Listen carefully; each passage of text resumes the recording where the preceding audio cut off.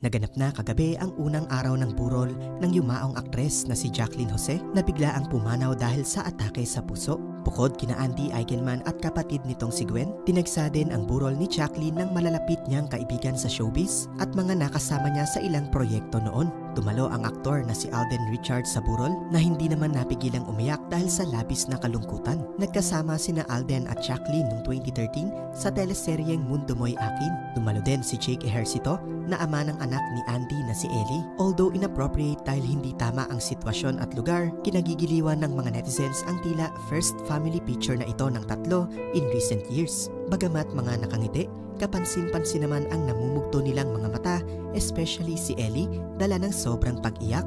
Present din ang aktor na si Gardo Versosa sa burol ni Jacqueline Jose. Isa si Gardo sa mga malalapit na kaibigan ni Jacqueline at maraming beses na silang nagsama sa mga proyekto kahit noon pa man. Naroroon din si Claudine Barreto na halos hindi kinaya ang pagpanaw ni Jacqueline at napayakap pa siya ng mahigpit kay Andy Eigenman. Isa si Claudine sa pinakamalalapit na kaibigan ni Jacqueline Jose.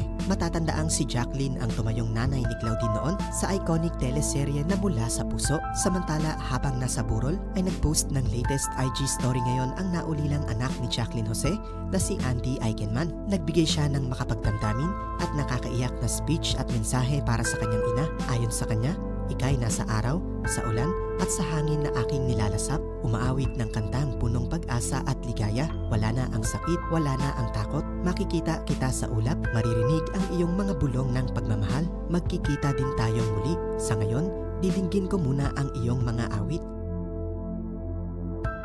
Samantala, lumantad ng muli sa kauna-unahang pagkakataon ang aktres na si Angel Locsin matapos ang naging 2 taon nitong pananahimik sa social media. Ang naging paglitaw ni Angel Locsin ay dahil naman sa nakakalungkot na biglaang pagpanaw ni Jacqueline Jose. Sa isang deleted ng Facebook Reels ay ibinahagi ni Angel ang isang video kung saan kasama niya si Jacqueline Jose. Kuha ang video sa isang eksena nila 18 years ago na ang nakakalipas noong 2006 sa pelikulang Mano Po 5. Ayon sa caption ni Angel, RIP Miss Jacqueline Jose, your contribution to the Philippine entertainment industry will never be forgotten.